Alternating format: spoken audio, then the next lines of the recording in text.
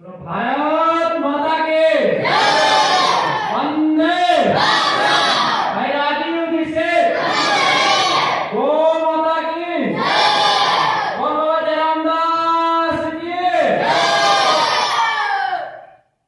आज की सभा में उपस्थित प्रकृति के विद्वान 84 लाख जीव जंतुओं और सभी वनस्पतियों को मैं नमन करता हूँ और विशेष रूप से मानव के रूप में जो एक विशेष जीवन प्रत्येक मनुष्य को मिलता है और मानव का धर्म निभाते हुए आप सभी यहाँ विद्वान हुए, उसके लिए भी मैं आपका आभार व्यक्त करता हूँ। मेरे मस्तिष्क में ये जो विचार है कैंसर विशेषज्ञ सम्मेलन का, ये उस समय उपस्थित हुआ जब मैंने एक आर्टिकल पढ़ा कि एक पिता ने 10 वर्ष की आयु के पुत्र को जहर का टीका लगवा दिया और वो बच्चा कैंसर से पीड़ित था। जगह और नाम मुझे याद नहीं आ रहा, मेरे पास लिंक है, मैं बाद में आपको दे दूंगा। कैंसर से पीड़ित था और फिर भी उसके पिता ने जहर का टीका लगवा दिया और भारतीय कानून व्यवस्था की मजबूरी समझिए कि उस पिता को जेल हो गई। आप कल्पना कीजिए वो पिता किस लेवल पे जाके टूटा हुआ होगा जिसने अपने बच्चे को जहर का इंजेक्शन लगवा दिया। उसका जो मूल कारण था वो कारण था कि उसका जो बच्चा है वो पूरी तरीके से पिछले 6 महीने से दर्द में तड़प रहा था, सो नहीं पा रहा था। जब हमने इस घटना को पढ़ा तो हमारे मस्तिष्क में एक ही बात आई कि ये दर्द किस लेवल पे पहुंच गया है। किसी भी तरीके से हम सबको मिलके इस लक्ष्य को हासिल करना होगा और इस कैंसर रूपी भयानक बीमारी को हराना होगा। और उस आर्टिकल के तुरंत बाद हमने निर्णय लिया कि हम एक ऐसा सेमिनार आयोजित करेंगे जिसमें सभी भारत के कैंसर विशेषज्ञ आए। यूट्यूब और इंटरनेट के माध्यम से जो भी योजनाएं, जो भी डाटा हमारे पास अवेलेबल था, उसके अनुसार वैद्य हंसराज चौधरी जी भिलवाड़ा से, डॉक्टर विश्वरूप चौधरी कर्नाटक से, वैद्य नारायण मूर्ति और भारत के लगभग 20 से अधिक चिकित्सकों का हमने डाटा जुटाया। व्यक्तिगत रूप से भी हम उनसे मिले, निमंत्रण भी हमने दिए और अंतिम समय तक हम उनको फोन करते रहे। हाँ, हमने ये जरूर बोला था कि आप 20 से अधिक अगर कैंसर रोगी ठीक हुए तो आप हमें बताएं। बहुत सारे लोगों ने बहुत ही ज्यादा कैंसर रोगी ठीक किए हैं। मैं किसी के ऊपर ना शंका करता हूँ ना सवाल करता हूँ, लेकिन जो मेरे मन में एक मूल प्रश्न हर समय मौजूद होता है कि बुराई हमेशा एकत्रित होती है और अच्छाई हमेशा बिखरती है। यही कारण है कि सदियों से बुराई का साम्राज्य रहा है और इस घोर स्वार्थ युग में हम इसका अंत नहीं कर पा रहे हैं। तो मैं पुनः आज इस विशेषज्ञ सम्मेलन में लोग नहीं आए, मैं पुनः इस प्रयास को करूंगा, जारी रखूंगा और अपनी अंतिम सांस तक मैं इस प्रयास को करता रहूंगा, क्योंकि ये पीड़ा आंखों के सामने हर रोज उभरती है। इस कार्यक्रम के हमने केवल 2 मूल उद्देश्य रखे थे। पहला मूल उद्देश्य था तो आयुर्वेद का मूल उद्देश्य है कैंसर के कारण और दूसरा निवारण। मैंने अपने व्यक्तिगत स्तर पर अपने छोटे से अनुभव के माध्यम से परमात्मा को साक्षी मानकर जो मुझे महसूस हुआ कैंसर का कारण, वो मैं आपके बीच में रखता हूँ और आपके कंधे पे आपका छोटा होने के नाते एक जिम्मेवारी भी रखता हूँ कि अगर आप चाहते हो, क्योंकि इस समय राष्ट्र में 3 करोड़ से ज्यादा कैंसर रोगी हैं और जिस प्रकार से मनुष्य दानव रूपी हो गया है, आने वाले 15-20 वर्षों में यह आंकड़ा 25 करोड़ से ज्यादा होगा, ये ऐसा मेरा व्यक्तिगत अनुमान है। और कैंसर का दूसरा अर्थ मौत ही है, ये बात झूठ भी नहीं है। अधिकतर कैंसर पेशेंट मात्र 5 वर्षों में अपना जीवन गंवा देते हैं और जिसके घर में अगर एक भी कैंसर रोगी है और अगर वो घर भावनात्मक रूप से है, वहां पे प्राण तत्व है उन घर के सदस्यों में, तो शायद एक भी सदस्य उन 5 सालों में सुख की नींद नहीं ले सकता। क्योंकि हर वक्त उसकी आत्मा तड़पती है, ना जाने कब क्या होगा, ना जाने कब क्या होगा। तो इसलिए आप सभी से मेरा निवेदन भी है, क्योंकि कुछ लोग इस समस्या से जूझ रहे हैं और कुछ लोग इस समस्या में आने वाले हैं। तो इस लड़ाई को मानवता के लिए, जीव जगत के लिए हम सबको मजबूती से लड़ना है। मैं आपको क्रमवार कैंसर के जो कारण जो मैंने अनुभव किए मैं आपको बताता हूं। मूल रूप से दो कारण हैं। पहला जो सबसे प्रमुख, मतलब मनुष्य के जीवन में दो ही सुख हैं और दो ही दुख हैं। पहला सुख निरोगी काया और दूसरा सुख जो मुझे महसूस होता है वो भावनाओं का सुख है। भावनाओं का सुख का मैं उदाहरण दूं कि आज बाबा बहुत समय के बाद आए हैं यहाँ पे, तो इनको देख के मुझे बड़ी प्रशंसा हुई, क्योंकि मैं इनसे भावनात्मक रूप से जुड़ा हुआ हूँ। और आप सभी को देख के, क्योंकि आप सभी मेरे अपने हैं, आप सबको देख के जो मेरे को खुशी मिली है, भावनाओं का सुख है, या किसी जीव को देख के खुशी मिलती है, वनस्पति को देख के खुशी मिलती है, या जब हम कोई अच्छा कार्य करते हैं, रोड पे चलते हुए गौ माता का पैर टूटा हुआ है और उसको हमने मदद की, किसी वनस्पति को हमने बचाया, किसी जीव को हमने बचाया, रोड एक्सीडेंट में कोई व्यक्ति तड़प रहा है उसको हमने ठीक स्थान पे पहुंचाया, तो जब अच्छा कर्म करने से जो हमारे मन को शांति मिलती है वो दूसरा सुख है। इसके अलावा धरती पे मुझे कोई अन्य कोई सुख नजर नहीं आता है। तो जो मनुष्य का सुख जो दो है, शरीर का सुख और भावनाओं से जो सुख मिलता है, तो कैंसर रूपी बीमारी का जो मुझे समझ में आया तो सबसे बड़ा कारण है वो कर्म।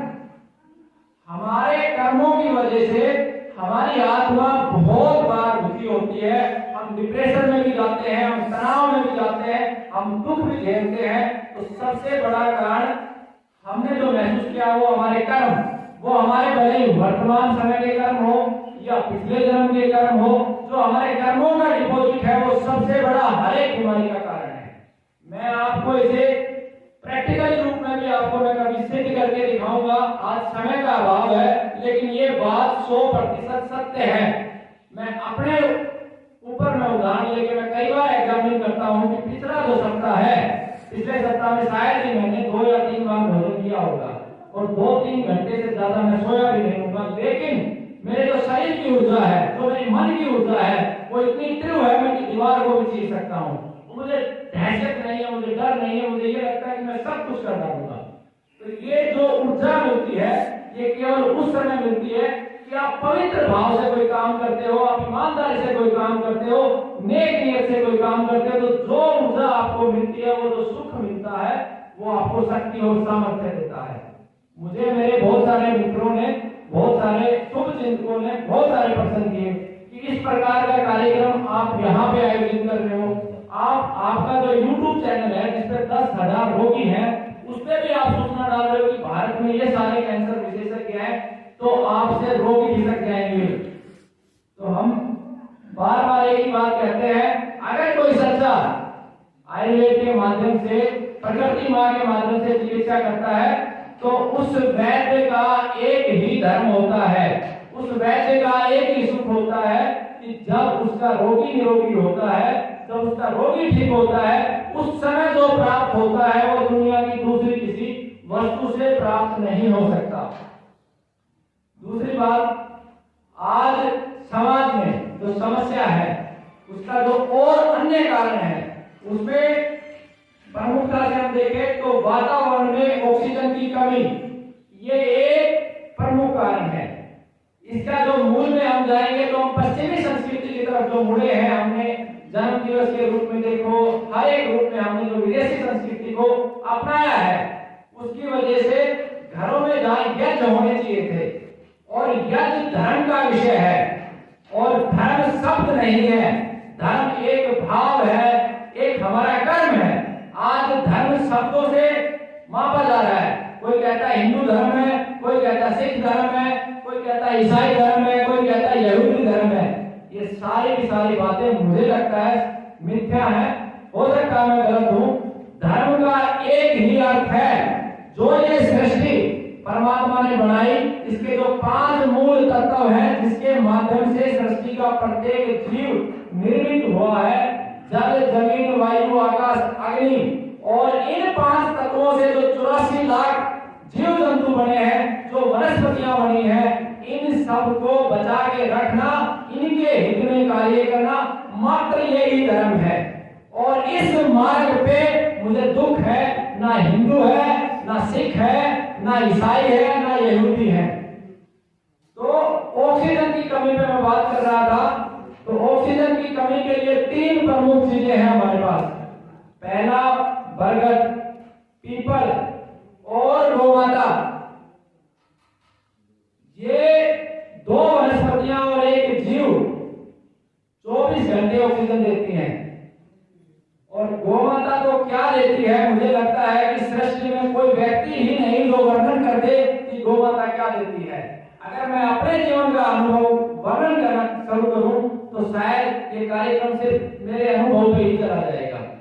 लेकिन दुर्भाग्य देखिए, इस देश में हर रोज 50,000 गौमाताएं सूर्य निकलने से और सूर्य अस्त होने तक काटी जाती हैं। और हम अपने आप को हिंदू कहने वाले, सनातन संस्कृति को मानने वाले पर्व मनाते हैं।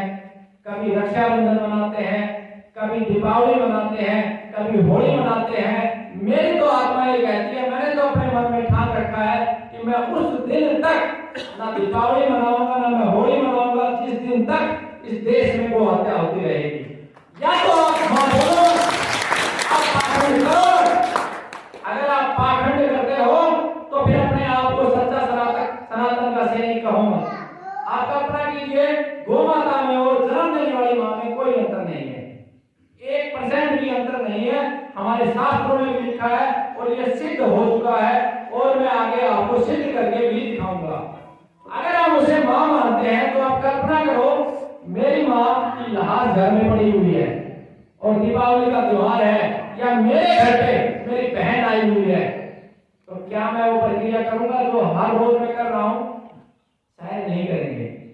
तो मैं सभी उन कम से कम सनातन संस्कृति को मानने वालों को एक बात कहना चाहता हूं, या तो आप ये बोलोगे हम हिंदू नहीं है, या आप तब तक कोई त्योहार मत मनाओ जब तक इस देश में गौमाता की हत्या हो रही है। तो जब तक गौमाता की हत्या होती रहेगी, अन्य जीवों की भी हत्या होती रहेगी, तब तक बीमारियां बढ़ती रहेंगी। अगर हम मूल रूप से समझे किसी चीज को, तो मैंने कोई शास्त्रों में नहीं पढ़ा है, जो मेरे मस्तिष्क में आ रहा है मैं वो आपको बोल रहा हूं। मैं उसकी सच्चाई की कोई पुष्टि नहीं कर रहा। मेरी आत्मा ये कह रही है ये सब सत्य है, आपका मानना या न मानना वो आपके हाथ में है। मुझे लगता है कि जिस समय ये सृष्टि का निर्माण हुआ होगा तो 84 लाख जीव जो शास्त्रों में लिखे हैं वो सभी बने होंगे, और प्रत्येक जीव की एक संख्या रही होगी, और मनुष्य को विशेष बुद्धि, विशेष शक्तियां परमात्मा ने इसलिए दी होगी इस पूरी व्यवस्था को चला सके। और जब जीवों की संख्या यानी कि एक मनुष्य पे लगभग 84 लाख जीव थे, उस समय जीवन 500 साल का होता था। हजार वर्ष लोग जिंदा रहते थे, बिना बीमारियों के जिंदा रहते थे। आप इतिहास को उठा के देखो, 50 साल पहले, 100 साल पहले पीछे जाते जाओ और उस आंकड़े को मैच करते जाओ कि एक मनुष्य पे जीवों की संख्या कितनी थी। जैसे जैसे मनुष्य की रेशो में जीवों की संख्या घटी, वैसे वैसे जीवन घटा, बीमारियां बढ़ी। आपको मैं एक उदाहरण के माध्यम से आपको बताता हूं कि जिस समय हमारा राष्ट्र आजाद हुआ था, लगभग प्रत्येक व्यक्ति पे 9 गौमाताएं थी, और अगर 200-300 साल पहले जाएंगे तो प्रत्येक घर में 100 गौमाताएं थी, और बड़े बड़े घड़े घी के भरे होते थे। तो वो जीवन था, तो व्यक्ति बीमार नहीं होता था। आज हमने जीवों को तो मारना शुरू कर दिया, यानी कि जिनमें जीवन है, जीवन किन में है? जीवन का अर्थ क्या है?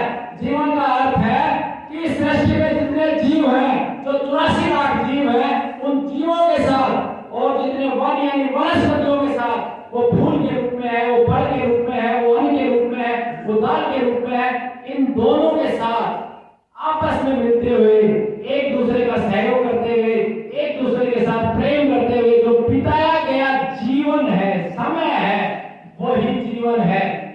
अलावा मुझे जीवन की कोई परिभाषा नजर नहीं आती। तो जो हम जीवन से दूर हो गए हैं, यानी कि जीवित प्राणियों को हम मार रहे हैं और चारों तरफ गाड़ियां, किसी के पास 2 गाड़ी हो, 4 मंजिला इमारतें हो,